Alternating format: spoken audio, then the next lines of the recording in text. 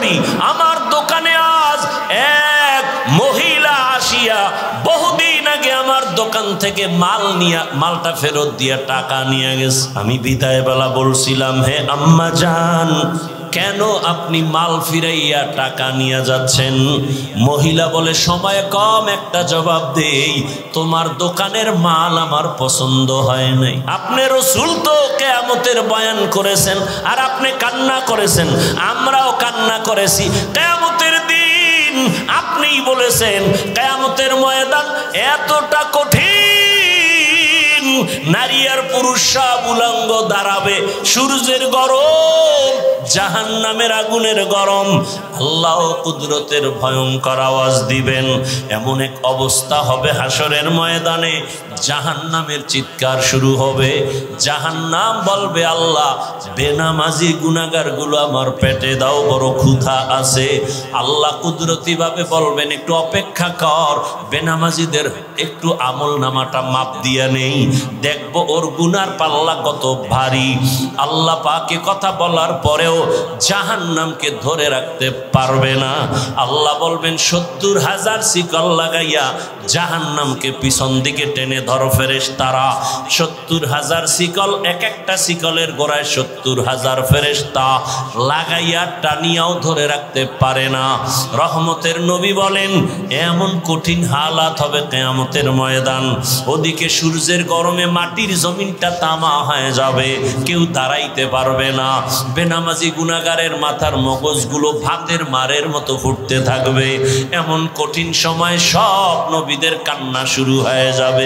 আদম নবীর কান্না, মূসা নবীর কান্না, ঈসা নবীর কান্না।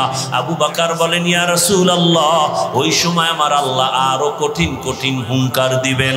ওয়ামতাজুল ইয়াউমা আইয়ুহাল মুজরিমুন, আল্লাহ বলবে, ও গুনাহগারেরা, নেককারদের থেকে তোরা আলাদা হয়ে যা। আমি আজকে নেককারদের ডান হাতে আমলনামা দিব, বিনা হিসাবে জান্নাতে যাবে, গুনাহগারের বাম হাতে আমলনামা দিব। ওই দিন যদি আমার আল্লাহ, আমি আবু বকরকে ডাক দিয়ে বলে, রে আবু বকর, সামনে আসো, আমি যে তোমাকে জাহান্নামের শিকল থেকে ধইরা মুহাম্মদের হাতের কাছে নিয়া কালেমা পড়ানোর মাধ্যমে তোমাকে জান্নাতি বানাইয়া আমি সালাম পাঠাইছিলাম, মনে আসেনি? আমি তোমার এত আদর করে তোমাকে জান্নাতের ১ নাম্বার সাহাবীর ঘোষণা দিয়েছিলাম, মনে আসেনি? জি আল্লাহ। বলো এবার আমার জন্য কি নিয়ে আসছো? আমি যদি আল্লাহর কাছে বলি, আল্লাহ তোমার জন্য নামাজ, তেলাওয়াত, তোমার জন্য আমি জিকিরের আমল নিয়ে আসছি, আমি তোমার দরবারে রোজার আমল নিয়ে আসছি, আল্লাহ যদি বলে ফেলেন, ওই মহিলা যেমনে বলেছে, যদি বলে ফেলেন, রে আবু বকর, আমার জান্নাতটা আমাকে দাও, তোমার জান মাল নিয়ে তুমি জাহান্নামে যাও। যদি বলি, আল্লাহ কেন? বলে, যদি আল্লাহ, আবু বকর, আমি যেইভাবে নামাজ চাইছি ওইভাবে নামাজ তুমি পড়ো নাই, আমি যেইভাবে জিকিরটা চাইছিলাম তুমি ওইভাবে মহব্বতে জিকির করো নাই, আমি যেইভাবে রোজা রাখার কথা বলছিলাম তুমি ওইভাবে হক আদায় করে রাখো নাই, আমি যেইভাবে নামাজ আদায়ের জন্য বলেছি হক আদায় করে তুমি আমার জন্য করো নাই। আমার সব তোমার আমল তুমি নিয়ে জাহান্নামে যাও, আমার জান্নাত আমারে ফিরায়া দাও। ইয়া রাসূলুল্লাহ, এই কথাটা মনে যখন আসছে আমি চোখের পানি ধরে রাখতে পারি নাই। সেই দিন যদি আল্লাহ এমনটা বলিয়াই ফেলার, আমার দুনিয়ার সম্মান তো কোনো কাজেই লাগবে না। সাথে সাথে জাহান্নামের হ্যান্ডকাপ, আল্লাহর অর্ডার হবে, ও জাহান্নামের ফেরেশতা, এই গুনাহগারের ধর, জাহান্নামের দিকে নিয়ে যাও। ও আমার যুবক বাবারা, বৃদ্ধ বাবাজি, ও পর্দার আড়ালের মা বোনেরা, আল্লাহর কোরআন সত্য, আজ পর্যন্ত কেউ একটা মিথ্যা ভুল প্রমাণ করতে কেউ পারে নাই। ওই কোরআন যদি তোমার অন্তর বলে সত্য, কোরআনে যত বয়ান আল্লাহ করেছেন সবই কিন্তু সত্য। কারা জান্নাতে যাবে কারা জাহান্নামে যাবে আল্লাহ স্পষ্ট কোরআনে বলে দিয়েছেন, তাও সত্য। ইন্নাল আবরার লাফি নাঈম ওয়া ইন্নাল ফুজ্জার লাফি জাহিম। নেক আমলওয়ালাদের জন্য জান্নাতের দরজা, গুনাহগার যারা তাদের জন্য জাহান্নামের পথ। জান্নাতটা কেমন শান্তির ঠিকানা আল্লাহ তাও কোরআনে বয়ান করেছেন। জান্নাতিন তাজরি মিন তাহতিহাল আনহার, এমন জান্নাত আল্লাহ দান করবেন যারা জান্নাতে একবার ঢুকবে জীবনে জান্নাতের শান্তি ছেড়ে আর বের হতে চাইবে না। মা তাশতাহি আনফুসুকুম, জান্নাতে যা চাইবে দেখবে অন্তরে কল্পনা করবে সামনে হাজির। যেই জান্নাতে কোনো বাথরুম নাই, জান্নাতীরা ঢুকবে কোনো কালো মানুষ থাকবে না, জান্নাতীদের দাড়ি কোনোদিন উঠবে না, যুবতী কোনোদিন বৃদ্ধা হবে না, যুবক কোনোদিন বুড়া হবে না। এমন জান্নাত কাদের জন্য আল্লাহ বলেন? নেক আমলওয়ালাদের জন্য। আর জাহান্নামটা গুনাহগারের জন্য। কেমন জাহান্নাম তাও আল্লাহ বয়ান করেছেন। ওয়াইলুল লিকুল্লি হুমাযাতিল লুমাযা আল্লাযী জামাআ মালান ওয়া আদ্দাদা ইয়াহসাবু আন্না মালাহু আখলাদা কাল্লা লায়ুমবাযান্না ফিল হুতামা ওয়া মা আদরাকা মাল হুতামা নারুল্লাহিল মুকাদা আল কারিআতু মাল কারিআ ওয়া মা আদরাকা মাল কারিআ আলহাকুমুত তাকাসুরু হাত্তা যুরতুমুল মাকাবির। এগুলো তো ছোট ছোট সূরা। ও যুবক, তুমি ডাউনলোড করে বাংলা কোরআন ডাউনলোড করে তরজমাগুলো পড়ো। আরাআইতাল্লাযী ইউকাযযিবু বিদ্দীন ফাযালিকাল্লাযী ইয়াদউল ইয়াতীম ওয়া লা ইয়াহুদ্দু আলা তাআমিল মিসকিন ফাওয়াইলুল লিল মুসাল্লিন। আরে নামাজ মানুষকে জান্নাত নিয়ে নিবে, আর এই সূরায় আল্লাহ কি বলেন? ফাওয়াইলুল লিল মুসাল্লিন, নামাজি মুসল্লির জন্য ওয়াইল নামক জাহান্নাম। এবার চিন্তা করেন তো, যেই নামাজ মানুষকে গুনাহ থেকে বাঁচাবে, জান্নাতে নিবে বিনা হিসাবে, আল্লাহ আবার এই সূরার মধ্যে বলেন ফাওয়াইলুল লিল মুসাল্লিন, মুসল্লি নামাজের জন্য ওয়াইল নামক ভয়ঙ্কর জাহান্নাম। তাহলে এখন কোন নামাজ পড়েন চিন্তা করতে হবে আপনাকে। আপনি কি জান্নাত পাওয়ার নামাজ পড়েন, নাকি আপনি ফাওয়াইলুল লিল মুসাল্লিন ওই ওয়াইল নামক জাহান্নামের অধিবাসী হওয়ার নামাজ আদায় করেন? আল্লাহ দোনোটা বলে দিয়েছেন। নামাজি জান্নাতে যাবে, কোনো হিসাব নাই, কিন্তু এখানে বলে না ওয়াইল নামক জাহান্নাম ভয়ঙ্কর, ওই নামাজি মুসল্লিরা ওয়াইল নামক জাহান্নামে যাবে। তাহলে কোন নামাজ আপনি আদায় করেন এখনো চিন্তা করেন। যারা নামাজ পড়েই না তাদের চিন্তা তো ভিন্ন, কিন্তু যারা নামাজ আমরা পড়ি একটু চিন্তা করেন কোন নামাজ আদায় করেন। এরে আল্লাহর বান্দা, নামাজ পড়েন, নামাজের ভেতরে রূহ নাই, ইখলাস নাই, তাকওয়া নাই, নামাজের মধ্যে কোনো চোখে পানি নাই, আজমত নাই। সমাজের মানুষ কি বলবে? মাঝে মাঝেই লজ্জায় পড়ে নামাজে যায়। নির্বাচনে একটা ভোট পাওয়ার আশা পাইয়া মুসল্লিদের মন পাওয়ার জন্য টুপি দেয়, নামাজে যায় নাই? এই এগো আল্লাহ কইছে ফাওয়াইলুল লিল, এরা ওয়াইল নামক জাহান্নামে যাবে। এরে আল্লাহর বান্দারা, যুবকেরা, আমি তোমাকে পাক্কা পাগড়িওয়ালা হুজুর হতে বলি নাই। তোমার মতো যুবক স্কুলে পড়ে, কলেজে পড়ে, চাকরি করে, ব্যবসা করে, নদীর মধ্যে মাছ ধরে, এরকম বহু হাজারো লাখো যুবক আছে নামাজ ছাড়ে না, নাই? বলো তোমার কপালে কার অভিশাপ? তুমি কেন নামাজ আদায় করো না? তোমার মতো যুবক রাস্তায় গাড়ি চালায়, নামাজ বাদ দেয় না, বলো তুমি কেন পারো না? ও ব্যবসায়ী ভাই, আপনার মতো কত ব্যবসায়ী আজান হলে দোকান বন্ধ করে নামাজে যায়। একটু নিজেকে প্রশ্ন করেন, আপনি কেন নামাজ পড়তে পারেন না? ও যুবক বাবা, কলেজের ছাত্র নামাজ পড়ে, তুমি কেন পারো না? র্যাব, আর্মি, পুলিশ, বিডিআরের চাকরি করে, নামাজি অভাব নাই, তুমি কেন পারতেছো না? বলো। তোমার মতো যুবক গাড়ি চালায়, নদীর মধ্যে মাছ ধরে, জমিনে কৃষি কাজ করে, করে, নামাজ পড়ে। বলো তুমি কেন পারো না? পর্দার আড়ালের আম্মা জান বোনেরা, আপনার মতো কত মা কত বোন এখনো আছে, বেপর্দায় চলে না, নামাজ ছাড়ে না, মোবাইলে সময় নষ্ট করে না, স্বামীর মাল খেয়ানত করে না। আপনারা কেন পারবেন না? এরে যুবক বাবা, স্কুলে পড়ো, কলেজে পড়ো, ডাক্তার হও, ইঞ্জিনিয়ার হও, যাই হও না কেন, 5 বেলার নামাজ পড়ো, মা বাবার দোয়া নিয়ে চলো, শিক্ষকের দোয়া নাও, বেয়াদবি করিও না। তোমার ব্যবহারে কোনোদিন যেন মা বাবা কষ্ট না পায়, তোমার আচরণে শিক্ষক যেন কষ্ট না পায়, তোমার ব্যবহারে কোনো আলেম যেন কষ্ট না পায়। তাহলে তুমি যত বড় শিক্ষিত হও, মরার আগে তোমার ধ্বংস অনিবার্য, কোনো সন্দেহ নাই। রসুলের আদর্শ মানে না, এজন্য গরিবের উপরে জুলুম করে। রসুলের আদর্শ বাদ দিয়া রাজনীতির ফলাফল দুর্নীতি। রসুলের আদর্শ বাদ দিয়া রাজনীতি করে যারা, এরাই মানুষকে হত্যা করে। রসুলের আদর্শকে জবাই করে যারা মন গড়া জীবন চালায়, এরাই গরিবের উপরে জুলুম করে। এরা চান্দাবাজি আর ধান্দাবাজি করে। রসুলের আদর্শে কোনো চান্দাবাজি আর ধান্দাবাজি নেই।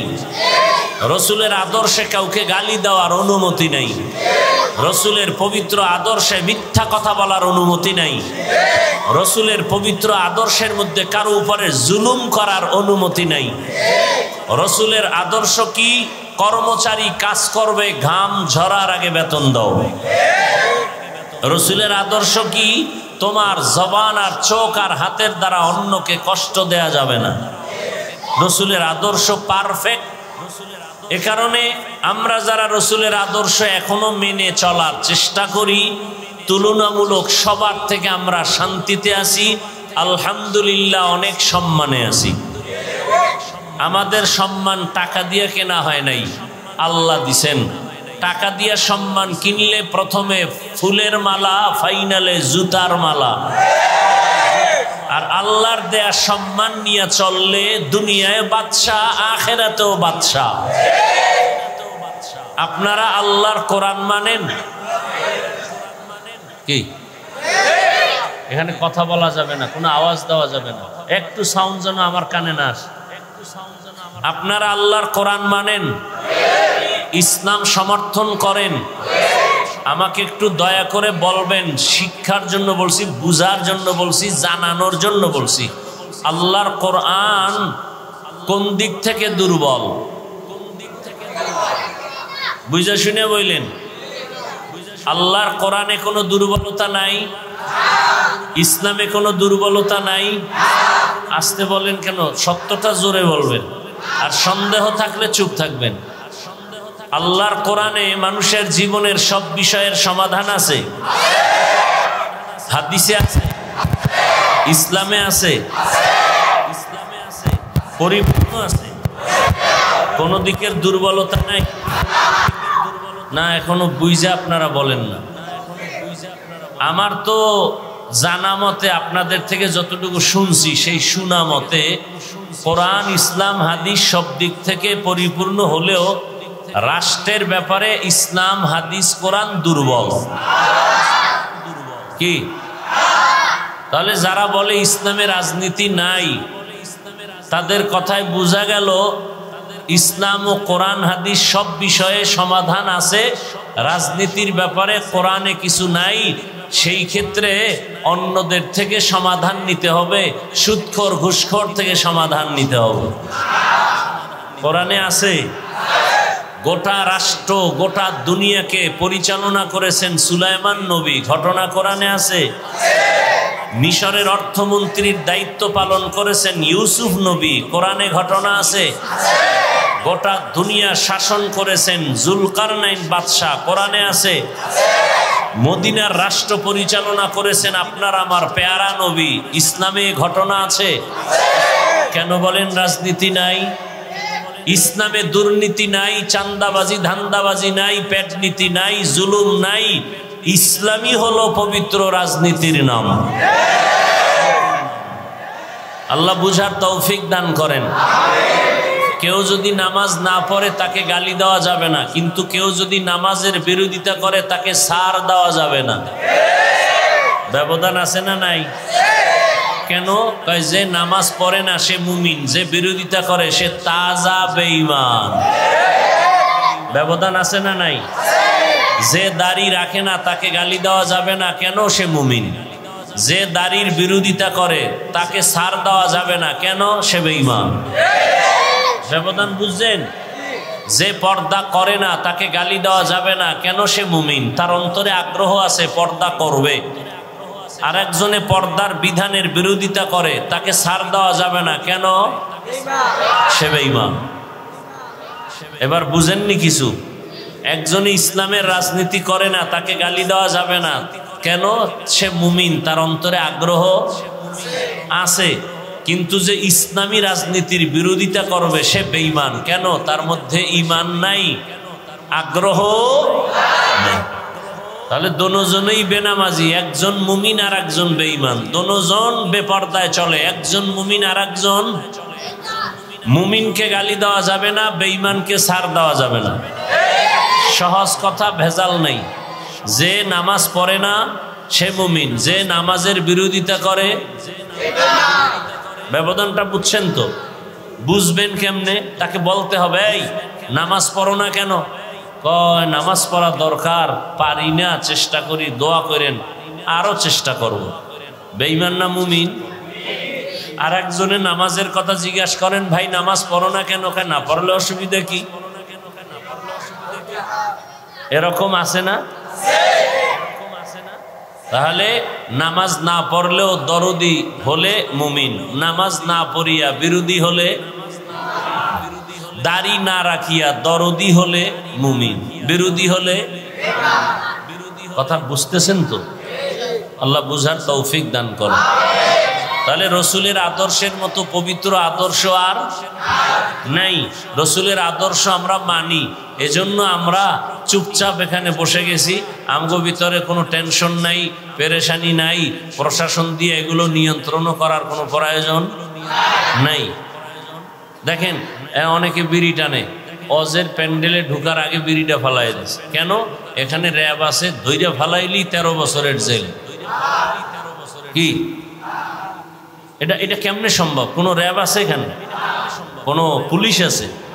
ধরার কোনো ভয় আছে? তো এখানে মাঝখানে আমার সামনে 2-4 জনে টান দিলে নিষেধ করে, যে হুজুর বয়ানও শুনি বিড়িও টানি। কারো সাহসে কুলাবে? আচ্ছা এমপি সাহেব আসবে, কথার কথা একেবারে কোটিপতি, সে চিন্তা করে এলাকার সব আমার ভক্ত, এলাকায় আমি মানুষের গরিবের বন্ধু। এখন আমার পাশে বয়ে যদি মনে মনে গুল্লিপ টানে, বেনসন টানে, আর বয়ানও শুনে, তার এই কলিজায় সাহস হবে? এত পাওয়ার সাহস হবে? তা কেমন, কে কন্ট্রোল করে এগুলো? কে তার মধ্যে ভয় ঢুকাইলো? কিসের ভয় সে এই বিড়ি এখানে টানে না? টানে ঠিক, এখানে ঢুকার আগে ফালাইয়া দেয়, শুধু ফালাইয়া দেয় না, একটু কুলি কইরা যায়। কি কইরা যায়? কারণ সেও জানে বিড়ির গন্ধে কি মিশকের ঘেরাম। এটা রসুলের আদর্শের কারণে সম্ভব, রসুলের আদর্শের কারণে।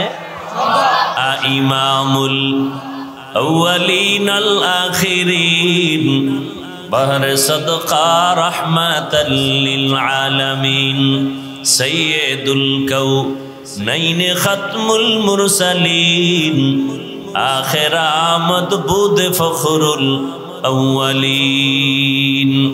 রহমতের নবীর আদর্শ এত সুন্দর, এত পারফেক্ট, এত পাওয়ারফুল, কিয়ামত পর্যন্ত দুনিয়াতে যত মানুষ আসবে জীবনটা পরিচালনা করার জন্য, কল্যাণময় জীবনটাকে সফলতার মানদণ্ডে নেয়ার জন্য ভিন্ন কারো পরামর্শের প্রয়োজন নাই।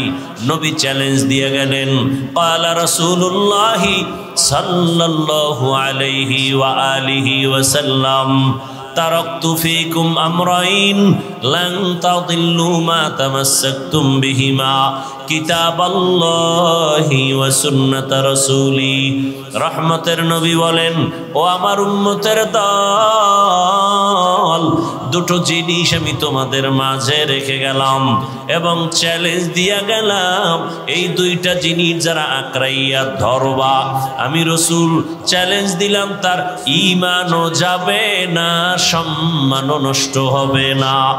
১৫০০ বছর পরে তাকাইয়া দেখো, আজও পর্যন্ত যার কাছে রহমতের নবীর আদর্শ আছে, আল্লাহর কোরআন আছে, এত বিপদ এত ঝামেলার মধ্যেও এই নবীর আদর্শওয়ালা কোরআনওয়ালারা কোনো অসম্মানে নাই। চেয়ারম্যানের চেয়ার লইয়া টানাটানি গেল নি, গেলে আবার আর পামু হবে, কিন্তু রসুলের আদর্শ আর কোরআন নিয়ে যারা চলে গো, চেয়ারের কোনো মেয়াদ আসেনি। হ্যাঁ, ইমাম সাহেব কোনো চিন্তা নাই, আমি ইমামতি করি, থাকলে থাক, না থাকলে নাই, কিন্তু রিজিকের মালিক আমার আল্লাহ।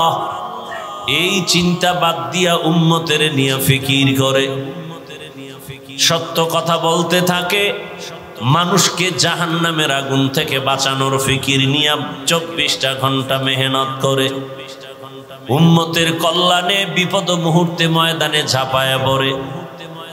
ওলামায়ে কেরাম সামনে না আসলে কোনো কাজের সফলতা আসে না। ইলমে রায়ে জাজু করদান বেহিসাব, খলকে রাদাদান জওয়াবে বাসওয়াব, হক না দারত দোস্তে খলকা জারেরা, নিস্তে ই খসলত একে দিনদারেরা। রহমতের নবীর আদর্শ, আঙ্গুলের নখগুলো কিভাবে কাটবা, কিভাবে রাখবা, সেখানেও রহমতের নবীর আদর্শ আছে না নাই? যে মানবে সে রসুলের খাঁটি আশেক, যে মানবে না সে পরিপূর্ণ আশেক না। মাথার চুলগুলো কিভাবে রাখবা, কিভাবে কাটবা, সেখানেও নবীর আদর্শ। মানলে তুমি নবীর আশেক, যদি তুমি না মানো তুমি রসুলের আশেক না। জুতাটা কেমনে পরবা, সেখানেও নবীর নির্দেশনা দেয়া আছে না নাই? ও ভাই, তুমিও জুতা পরো, আমিও পরি, রসুলের আদর্শ লাগায় পরো, সওয়াব। এই যে এক বোতল পানি এখানে রাখা, তুমিও পানি পান করো পিপাসা নিবারণের জন্য, আমিও পানি পান করব পিপাসা নিবারণের জন্য। তবে ব্যবধান হবে, কোয়ালিটি আলাদা হয়ে যাবে, কাইফিয়াত আলাদা হবে। তুমি পানির বোতলের মুখখাটা খুলিয়া বাম হাত দিয়া টান দিয়া বোতলের পানি একটা শেষ করছো, আমি ভুলেও বাম হাতে নিব না, আমি ডান হাতে নিয়ে 3 বারে এই বোতলের পানি পান করে ফেলবো। আমারও পিপাসা নিবারণ হবে, তোমারও নিবারণ হবে, তবে আমার পানি পান করা হবে ইবাদত, আর তোমার পানি পান করা ইবাদত হবে না। ইবাদত তখনই হবে রসুলের আদর্শ মানতে পারলে। তো যাও সুন্নতে আহমদ কুজা বা মুহাম্মদ কৈবুয়ত নিসবতরা কারে শয়তা মিকুনিনা मतवली गरवली नस्तलानत बरवली। রহমতের নবীর আদর্শ মতো চলবেন, শান্তি আর শান্তি। কসম আল্লাহ, রসুলের আদর্শ কোনো অশান্তি, আল্লাহর জাতের কসম। ভালো করে লিখো, এ জমিনে যতদিন পর্যন্ত রসুলের আদর্শ কায়েম হবে না, ততদিন পর্যন্ত মিছিল করবা, আন্দোলন করবা, খোদার কসমে জমিনে শান্তি আসবে না। এই কপাল ভরা মুমিন মুসলমান সারাদিন বিড়ি টানে, গাঞ্জা খায়, মদ লইয়া দৌড়ায়, এরে যদি কও এর চরিত্র ফুলের মতো পবিত্র, তো গাঞ্জা খোরের চরিত্রর উপায় কি? নামাজ নাই, রোজা নাই, তেলাওয়াত নাই, প্রস্রাব করে পানি লয় না, শরীর থেকে গন্ধ, পোশাক থেকে গন্ধ, খায় 24 ঘন্টা নাপাক, মদ পান করে চোখগুলো লাল করে ফেলে, চরিত্রহীন লম্পট, নারীর পেছনে দৌড়ায়, গরিবের উপরে জুলুম করে, তার চরিত্র যদি ফুলের মতো পবিত্র হয় তো জমিনে আর চরিত্র ভালো হবে কার? এরে তুমি বানাও যে আমগো এলাকাটার একটু পবিত্র বানায় দেন না। ওই যে উদাহরণ দেই না, যে লঙ্গির ভিতরে গোবর লাগছে, গোবর কি লাগছে? এখন লঙ্গির ভিতরে গোবর লাগার পরে এটা পাক না না পাক? বুঝেন, বাংলা বুঝেননি? লঙ্গিতে কি লাগছে? গোবর। চিনেন তো? আসমান থেকে আইয়ে গোবর লঙ্গিতে লাগার পরে এটা পাক না না পাক? এখনই নাপাক দূর করতে হলে কি লাগবে বলেন? এখন আপনি মনে করেন এই এলাকার অপরিচিত মানুষ, হঠাৎ নাপাক গোবর পরিষ্কারের পানি খুঁজতে গিয়া দেখেন পানি আর, একজনে কয় কি তোমার ঘাম বেরোইতেছে, কি বিষয়? কয় পানি খুঁজতেছি গোবর নাপাক দূর করার জন্য। কয় তুমি এত পেরেশান হয়ে লাভ কি? পানি তো নিজের কাছেই আছে। আছে না নাই? নাম কি? প্রস্রাব। তো চিন্তা করলো এই বুদ্ধিটা আগে দিলে তো ঘাম যাইতো না। আহা, কত সুন্দর একটা বুদ্ধি পেয়ে গেল। ঠিক আছে, তাই তো আর টেনশনের কিছু নেই। এখন ওই ব্যক্তি প্রস্রাবের পানি দিয়া গোবরের নাপাক ধুইছে, কেমন পরিষ্কার পরিচ্ছন্ন হলো? পাক হলো না নাপাক আরো সরাইলো? হ্যাঁ, আরো সরাইলো। তাহলে গোবরের নাপাক প্রস্রাব দিয়া ধুইলে নাপাক যেমন আরো সরায়, গাঞ্জাখোর, সুদখোর আর মদখোর, নারীবাজি, চরিত্রহীন লম্পটকে সমাজকে পবিত্রতার দায়িত্ব দিলে সমাজ পাক হবে না, আরো নাপাক হয়ে যাবে। এই জন্য আঙ্গুলের টিপটা দেওয়ার আগে এদিকে চাইয়া লইও কই যায়। এই টিপের দাম আছে, এক টিপ দিবা পুরা বিল্ডিং তোমার হয়ে যাবে। এক টিপ দিবা গাঞ্জাখোরেরে, গাঞ্জাখোরে তোমার টিপটা নিয়ে জানো গাঞ্জা খাইতে না পারে, তোমার এই টিপের অনেক দাম, তোমার টিপের শক্তি পায় জানো কোনো বেঈমানের বাচ্চা মানুষের গলায় ছুরি চালাতে না পারে, তোমার আঙ্গুলের টিপের পাওয়ার পায় কেউ যেন সমাজের গরিবের উপরে জুলুম করতে না পারে। তোমার আঙ্গুলের টিপের পাওয়ার পায়া কোন বেয়াদব যেন আমার বোনকে ধর্ষণ করতে না পারে। টিপটা জায়গা মতো দিও, দেওয়ার আগে 1000 বার চিন্তা করো। আর যদি ভোটের আগের রাত্রে কিছু খাইতে মনে চায়, বাথরুমে গিয়া 10 গ্রাম পায়খানা খাইও। এরপরে বাজারে গিয়ে হালাল সাবান দিয়ে কুলি করবা, গন্ধ শেষ। আর যদি তোমার বাপ মার বরদোয়া থাকে কপালে, তাহলে হারাম খাইয়া মাইয়া ফোলাটির রক্ত নাপাক কইরা এরপরে মইরো। ওই মাইয়া ফোলাগুলো বরদোয়া দিবে, শুধু নিঃশ্বাস ফেলবে আর বরদোয়া দিবে। একটা সুদখোর ঘুষখোর শান্তিতে নাই। ও বাইরের জ্বালা, ভিতরের জ্বালা, শারীরিক অসুস্থ, মানসিক অসুস্থ, একটা জায়গায় শান্তি নেই।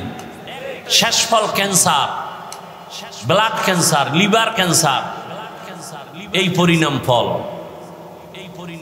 মদ খাইলে শরীরের যৌবন বাড়ে, মেধা বাড়ে। একটা বুদ্ধি আমাকে গ্যারান্টি দে, আমি মদ খামু, খোদার কসম। বিড়ি টানলে চেহারার নূর বাড়ে, বল আমি বিড়ি টানবো। আল্লাহর জাতের কসম আমি টানবো। দে যুক্তি দাও। তে আকাম কেন করো? আল্লাহ হেদায়াত দান করুন, আল্লাহ হেদায়াত দান করুন।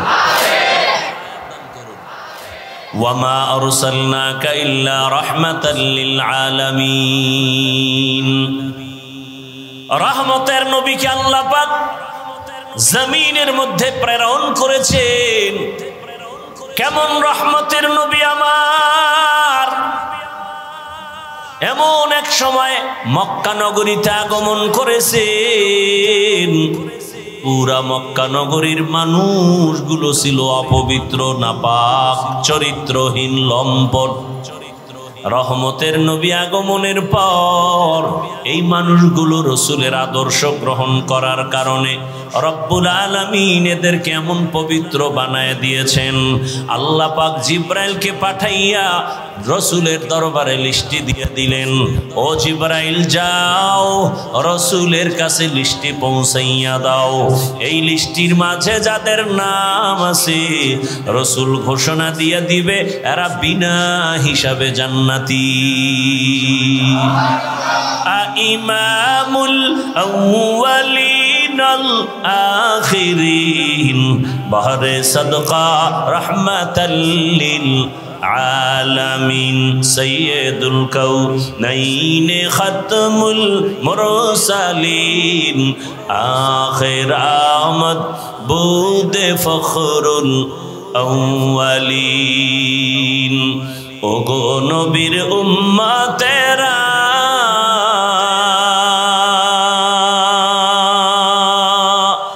হয়ে আজি দিশাহারা,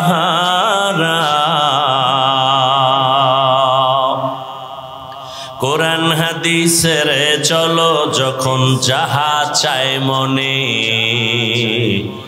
নবী বিনে কে দাঁড়াবে পুলসিরাত মিজানে, নবী বিনে কে দাঁড়াবে পুলসিরাত মিজানে। উম্মতের কান্ডারি নবী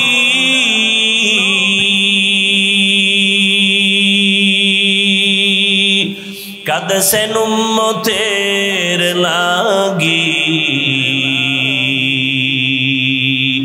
এখনো কাদের নবীজি শুয়ে মদিনার পানে, নবী বিনে কে দাঁড়াবে পুলসিরাত মিজানে, নবী বিনে কে দাঁড়াবে পুলসিরাত মিজানে। নবী আমার জীবন ভরে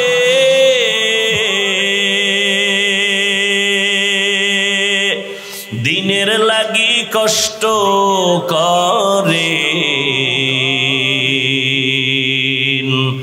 দান দান শহীদ করিলেন উহুদেরই ময়দানে, নবী বিনে কে দাঁড়াবে পুলসিরাত মিজানে, নবী বিনে কে দাঁড়াবে পুলসিরাত মিজানে। এরে নবীর আশিক রহমতের নবীর হাতে গড়া সাহাবী এতটা দামি হয়ে গেছেন, জিন্দা হালাতে আল্লাহ জান্নাতের টিকিট দিয়েছেন। প্রথম জান্নাতি টিকিট পেয়েছেন যিনি, তার নাম কি? দ্বিতীয় যিনি, তার নাম কি? বেহেশত আযা কে আজারে নবাশত কসে রাবা কসে কারে নবাশো। কেশে আবু বকর, রসুলের ডানে আবু বকর, বামে ওমর। যেই রসুলকে এক নজর তাকায় দেখলেই জাহান্নামের আগুন হারাম, যেই রসুলের ঘাম থেকে মেশকের ঘ্রাণ, যেই রসুল কদম যেখানে দেন ওই জায়গা থেকে দীর্ঘ বছর শুধু মেশকের ঘ্রাণ। এমন একজন রহমতের নবী, ওই নবীর হাতে গড়া সাহাবী আবু বকর, আল্লাহ তাকে এত মর্যাদা দান করেছেন। আল্লাহ তাআলা রহমতের নবী বলেন, সারা দুনিয়ার মুমিনদের আমল, সাহাবায়ে কেরামের আমল এক পালায় যদি দেওয়া হয়, আমার আবু বকরের দুইটা আমলের পাল্লা অন্যদের থেকে ভারী হয়ে যাবে।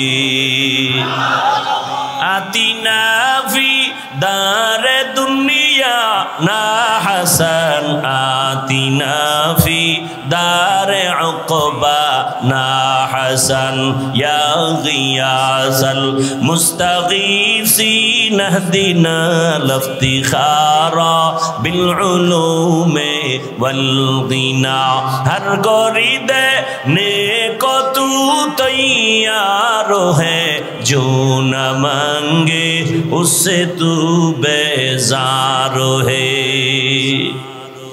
এত দামি আবু বকর, রাসূলের একজন সাহাবীকে আমার আল্লাহ একজন রাসূলের উম্মতকে আল্লাহ নিজে আলাদা সালাম দিয়েছেন। সেই রাসূলের মুহাব্বতের উম্মত যাকে আল্লাহ নিজে আলাদা সালাম পাঠিয়েছেন, ওই ব্যক্তি হলেন আবু বকর সিদ্দিক রাদিয়াল্লাহু আনহু। আল্লাহ স্পেশাল করে আলাদা আবু বকরকে সালাম পাঠিয়েছেন। সুবহানাল্লাহ বলতে কষ্ট হয়। এই আবু বকর এত আল্লাহর নবীর পেয়ারা, আল্লাহর পেয়ারা। রাসূলের ইন্তেকালের পরে প্রথম খেলাফতের দায়িত্বে চলে আসলেন আবু বকর সিদ্দিক রাদিয়াল্লাহু আনহু। এই আবু বকরের এত মান, এত দাম, নবী যাকে ছাড়া কোনো মশওয়ারা করেন না, সেই আবু বকরের ইতিহাস। নবী বলেন, আমি একদিন এশার নামাজের পরে আমার রুমের মধ্যে আমি ঢুকলাম, অর্থাৎ মসজিদে নববী আর আমার হুজরা তথা আয়েশার হুজরা পাশাপাশি লাগানো। বেশিরভাগ আমি আয়েশার হুজরায় গিয়ে এশার নামাজ পড়ে ঘুমায় যাই। কেন? বলে ভোর রাত্রে উঠিয়া আবার মালিকের সাথে হাজিরা দেই, কথা বলি। ভোর রাতে উঠে যাই, এশার নামাজ কমপ্লিট করে আমি হুজরায় গিয়ে যখন বিশ্রামে চলে গেলাম, ঘুমাচ্ছিলাম। আমি রাসূলের ঘুমটা কেমন? বলে আমার চোখ দুইটা বন্ধ থাকলেও আমার কলবের দরজা বন্ধ থাকে না। আমি মুহাম্মদ ঘুমাইলে আমার চোখ ঘুমায়, আমার কলব ঘুমায় না। রহমতের নবীকে চিনো? কেমন আমার মায়ার নবী, ১৫০০ বছর পর যেই নবীর আদর্শ দেখে গবেষণা করে বহু বিধর্মী কালেমাওয়ালা হয়ে গেছে। আরো আস্তে করে বলেন। এই জন্য গেল সাউন্ডটা বাড়াইয়া ফট করে এনে একটা কারু বাজায় গেল, কমাই লিখে সাউন্ডরে, কমাই লিখে সাউন্ডরে।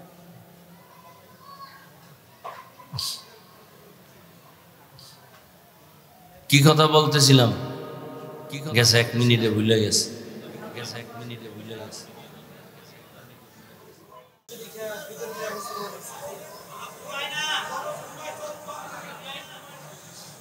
রহমতের নবী আমার, রহমতের নবী আমার। এশার নামাজের পরে আম্মা জান আয়েশা রাদিয়াল্লাহু আনহার হুজরায় ঘুমাইছেন। হঠাৎ করে রাসূলের ঘুম ভেঙে গেল। রাসূল উইঠা বের হয়ে গেলেন। আম্মা জান আয়েশা তখন ঘুমে নিমগ্ন ছিলেন। কিছুক্ষণ পর আম্মা জান সজাগ হয়ে দেখে নবী বিছানায় নাই।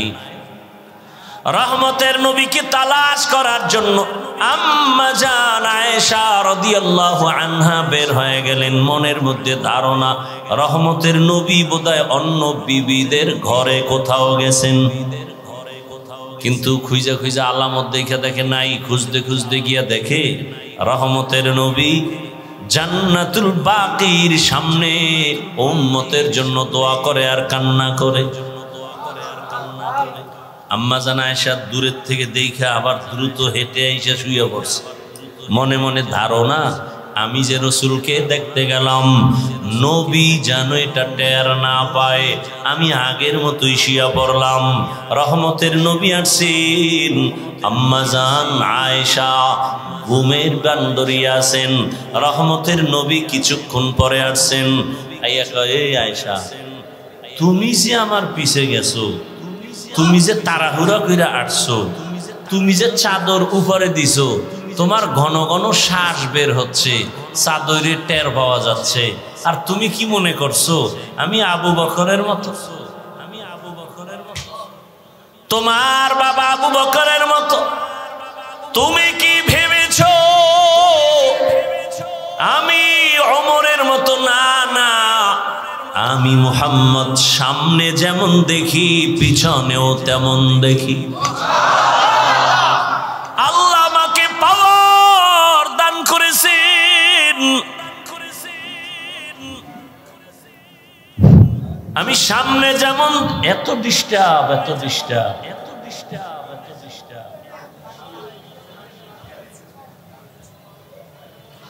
আমি সামনে যেমন দেখি পেছনেও তেমন দেখি। আল্লাহ পাওয়ার আমাকে দান করেছেন, আমি ডানেও যেমন দেখি বামেও তেমন দেখি। আমি আলোর ভেতরে যেমন দেখি অন্ধকারের মধ্যে আমি তেমন দেখি। কে পাওয়ার দান করেছেন? ইমামুল আউয়ালিন আল আখিরিন বহরে সাদকা রাহমাতাল লিল। আবার মুরাইতে বুঝছো? রহমতের নবী বলেন, ও আয়েশা তুমি আমাকে তোমার বাবা আবু বকরের মতো মনে করিও না রে আয়েশা। ঈশান নামাজের পরে রহমতের নবী ঘুমিয়ে আছেন, হঠাৎ ঘুমের মাঝে কান্নার আওয়াজ রসুলের কান মোবারকে চলে আসছে। রসুল তো চোখ বন্ধ ঠিকই, তার কলবের দরজা খোলা। যারা কলবই চিনে না এরা এই বয়ান কি বুঝবে? এরা মোবাইল নিয়ে ব্যস্ত, মোবাইল বুঝে, কলব বুঝে না। রহমতের নবী চোখ মোবারক খুললেন, ধ্যান করলেন কান্নার আওয়াজ কোথায়। হঠাৎ খেয়াল করে দেখলেন মসজিদে নববীর ভেতরে রাতের গভীরে কান্নার আওয়াজ আসতেছে। নবী ঘুম থেকে উঠলেন, বের হয়ে গেলেন, মসজিদে নববীর দরওয়াজায় গিয়া দাঁড়াইয়া ভেতরে নজর দিয়েছেন। নবী তাকায় দেখেন একজন ব্যক্তি নামাজে দাঁড়ায়া ফোফায় ফোফায় কান্না করে। কান্নার আওয়াজে রাসূলের ঘুম ভেঙে গেছে। সাহাবী যেমন তেমন সাধারণ ব্যক্তি না। নবী দেখেন আমার সাহাবী জান্নাতের 1 নাম্বার সাহাবী, আমার কলিজার আবু বকর নামাজে দাঁড়ায় দাঁড়ায় কান্না করে। নবী পেছনে দাঁড়ানো, আবু বকর নামাজ শেষ করে দোয়া করে মসজিদ থেকে যখন বের হবেন পেছনে তাকায় দেখে রহমতের নবী দাঁড়িয়ে আছে। পেরেশান হয়ে গেলেন, ইয়া রাসূলুল্লাহ, গভীর রাতে আমি একা একা আমার মালিকের সাথে কথা বলতেছি, আপনি এখানে কেন হাজির? নবী বলেন, আবু বকর তোমার অজান্তে কান্নার আওয়াজ আমার ঘুম ভেঙে গিয়েছে, বলো নামাজে দাঁড়ায়া এই গভীর রাতে কেন কান্না করেছেন? আবু বকর বলেন, ইয়া রাসূলুল্লাহ, কোরআনের একটা আয়াত পড়তে পড়তে আমার কান্না চলে আসছে। কোন আয়াত পড়ে কাঁদছেন বলেন? আবু বকর বলেন, ওই আয়াত, ইন্নাল্লাহা আশতারা মিনাল মুমিনিনা আনফুসাহুম ওয়া আমওয়ালাহুম বিআন্না লাহুমুল জান্নাহ। অর্থ কি? বলে আল্লাহ বলেন আমি মুমিনের জান মাল কিনে নিয়েছি, বিনিময়ে আমি মুমিনের জান্নাত দিয়ে দিয়েছি। রহমতের নবী বলেন, এটা তো খুশির খবর, এখানে কান্নার কিছু নাই। আবু বকর তো সেই আবু বকর, আল্লাহ কি পরিমাণ মেধা তাকে দান করেছেন। আল্লাহ যখন আয়াত নাজিল করলেন, ইযা জাআ নাসরুল্লাহি ওয়াল ফাতহ ওয়ারাআইতান নাসা ইয়াদখুলুনা ফি দীনিল্লাহি আফওয়াজা। সাহাবায়ে কেরাম আনন্দিত, দলে দলে বেঈমান কালেমা পড়ে। আল্লাহ ঘোষণা দিয়েছেন নবী বিজয় হয়ে গেছেন, আপনার বিজয় সুনিশ্চিত। কিন্তু এক কোনায় বৈশা আবু বকর অঝোর দ্বারায় কান্না করতেছেন। সাহাবায়ে কেরাম বলে, আবু বকর সবাই খুশি, আপনি কেন কাঁদেন? বলে, তোমরা ভাবতেছো খুশির খবর, কিন্তু এখানেও বড় কঠিন হালাত। আমার মন বলতেছে রহমতের নবী বোধহয় আর বেশি দিন জমিনে থাকবেন না। আল্লাহ পাকের ইশারা, বিজয়ের পূর্ণতা লাভ করেছে রাসূল। এখন দায়িত্ব শেষ, নবী চলে যাবেন, তাই ভাবতেছি আমি। মুফাসসিরিন ইকরাম বলেন, ইজাজা সূরার এই ব্যাখ্যা যে যতজনে করেছে, আবু বকরের ব্যাখ্যাটাই শ্রেষ্ঠ।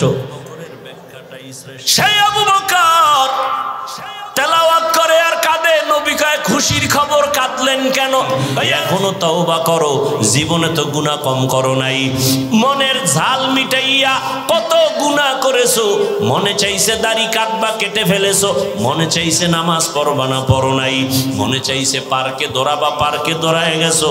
মনে চাইছে সারা রাত মোবাইলে গুনাহ করবা, গুনাহ করেছো। আমার মাওলার আদালতে কোন দিন যাইবা হিসাব মিলাও।